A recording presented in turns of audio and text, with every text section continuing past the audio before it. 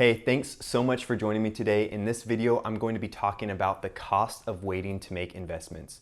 In particular, we're going to be talking about real estate. However, you will see that these concepts apply to other assets as well. If you're new to this channel, my name is Christian Tiessen with Hubbell Real Estate, and I help families here on the Central Coast buy and sell homes. If you get value from this video, please consider subscribing, leaving some feedback below, or sharing it with someone else that could find the information valuable. So I'm going to put numbers up on the screen so it's just a little bit easier to follow along, but I do want to talk about a couple things very quickly up front.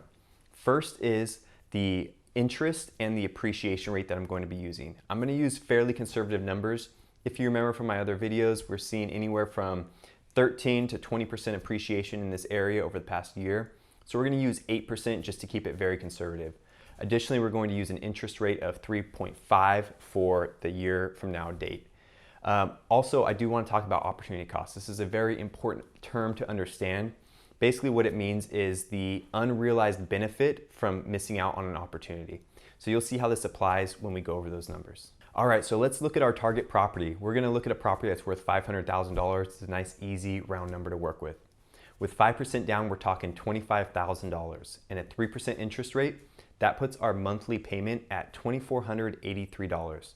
Now this next set of numbers is very important because this is where the real cost of waiting comes into play. You are looking in this first year at about $50,000 of net worth growth. Now that number comes from the 8% appreciation, which is $40,000 in property value growth, as well as $10,000 in loan paydown. Now it is important to note also that you are paying a little under $20,000 in interest. So that is a negative, a downside to buying a home, as you are paying that interest. However, you will see the cost is much greater in waiting that next year. So now let's look at that target property a year from now. Remember, we have 8% appreciation and we're seeing only a small 0.5% increase in the interest rate, but you'll see that number really adds up over time. So target property now is $540,000 purchase price.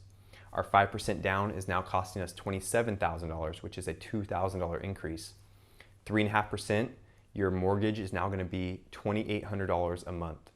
That is a $317 a month increase in your mortgage payment. That is very large. Over the course of a year, that's $3,600. And that may seem like a lot, but this next chunk of information is going to be the big loss here. And that is you did not gain that equity over the course of that year. So while the person who bought a year ago gained $50,000 in equity, the person buying today missed that opportunity.